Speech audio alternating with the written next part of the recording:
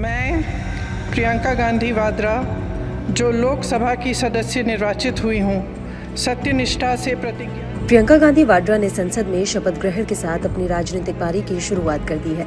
प्रियंका के शपथ ग्रहण समारोह पर सभी की नजरें टिकी थी। प्रियंका ने हाथ में संविधान लेकर शपथ ग्रहण की। इस दौरान कांग्रेस नेता जोरदार नारेबाजी करते भी नजर आए। प्रियंका गांधी के हाथ में संविधान देखकर कई लोग हैरान रह गए। शपथ समारोह के दौरान संसद का नजारा देखने लायक था। प्रियंका गांधी पहली बार किसी सदन की सदस्य बनी है। ऐसे में उनके सियासी सफर के बारे में भी जानते हैं। अपनी दादी इंदिरा गांधी, मां सोनिया गांधी और भाई राहुल गांधी के बाद प्रियंका गांधी भी संसद में दक्षिण भारत के किसी क्षेत्र का प्रतिनिधित्व करने जा रही हैं। प्रियंका गांधी 1999 में अपनी मां सोनिया गांधी के लिए चुनाव प्रचार करने उतरी थी। इस दौरान उन्होंने पहली बार राजनीतिक मंच से बीजेपी उम्मीदवार अरुण नेहरू के खिलाफ प्रचार किया था। लेकिन इन 25 सालों में ऐसा कभी नहीं हुआ जब प्रियंका गांधी ने चुनाव लड़ा हो। कांग्रेस समर्थक प्रियंका गांधी में इंदिरा गांधी का अक्स देखते हैं और वो लंबे समय से उनके चुनावी राजनीति में उतरने की आस लगाए हुए थे। प्रियंका गांधी अपनी सियासी सूझबूझ और तालमेल कर फैसले करने के लिए जानी जाती है। वर्ष 2017 के उत्तर प्रदेश विधानसभा चुनाव में कांग्रेस और समाजवादी पार्टी के गठबंधन और सीट बंटवारे में प्रियंका गांधी ने बड़ी भूमिका निभाई। हालांकि इस गठबंधन को सफलता नहीं मिली। प्रियंका गांधी कांग्रेस के लिए स्टार प्रचारक की भूमिका निभाती आ रही हैं। अब तक का उनका चुनावी ग्राफ मिला जुला रहा है। वर्ष 2022 में उनके प्रभाव में कांग्रेस उत्तर प्रदेश में कुछ खास असर नहीं छोड़ सकी और सिर्फ 2.5% के वोट शेयर और 2 सीट पर सिमट गई।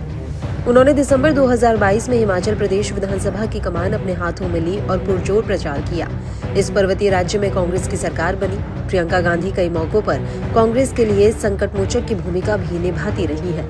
राजस्थान में सचिन पायलट के बागी रुख अपनाने के बाद पैदा हुए राजनीतिक संकट के समाधान में उन्होंने सक्रिय भूमिका निभाई थी।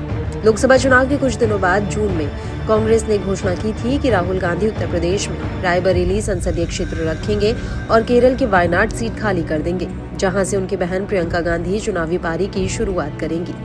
प्रियंका गांधी को अतीत में वाराणसी से प्रधानमंत्री नरेंद्र मोदी के लिए संभावित चुनौती के रूप में और परिवार के गढ़ रायबरेली में कांग्रेस की दिग्गज नेता सोनिया गांधी के उत्तराधिकारी के रूप में पेश किया गया था।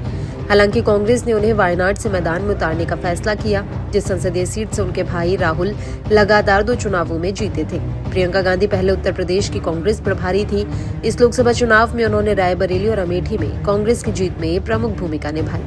बहरहाल, कांग्रेस नेता प्रियंका गांधी वाड्रा की आज से संसदीय लोकतंत्र की पारी शुरू हो गई है। वायनाड से 4 लाख से ज्यादा मतों से जीतकर प्रियंका लोकसभा पहुंची है। आज वह लोकसभा में पद और गोपनीयता की शपथ ले चुकी है। संसद भवन पहुंचने पर प्रियंका गांधी ने कहा कि वे बेहद खुश हैं। प्रियंका मां सोनिया गांधी और भाई राहुल गांधी के साथ संसद भवन पहुंची थी। लोकसभा अध्यक्ष ओम बिरला ने उनका नाम पुकारा, जिसके बाद वह हाथ में संविधान की किताब लेकर पहुंची और शपथ ली। प्राथमिकता ये होगी कि देश के जो अहम मुद्दे हैं वो उठाएं और पार्टी के लिए लड़ूं, देश के लिए लड़ूं, यही रहेगा। प्रियंका जी, एक सत्ता पक्ष की तरफ से कहा जा रहा है कि अब प्रियंका गांधी भी आई, एक और एक 11 वाली बात कह रहे हैं कि अब तो जो है 2 लोग आ जाएंगे, तो अब क्या असर पड़ेगा संसद के अंदर, लोकसभा में खासतौर से राहुल गांधी के साथ आप भी रहेंगी? अब मजबूती मिलेगी राहुल जी को, कांग्रेस पार्टी को।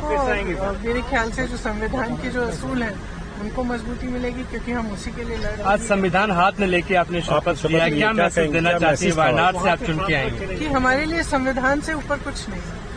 हमारे लिए जो संविधान है, जिसके असूलों पर इस देश की नींव डली है, उसी के लिए हम लड़ रहे हैं और लड़ते रहें। बीजेपी इंदिरा जी को याद किया आपने, इंदिरा जी को याद किया आपने। आज साड़ी भी आपकी जो है वो इंदिरा जी के साथ जो थी वैसी प्रियंका, आप इंदिरा जी को भी याद किया क्या आपने? आज मौजूद है प्रियंका जी,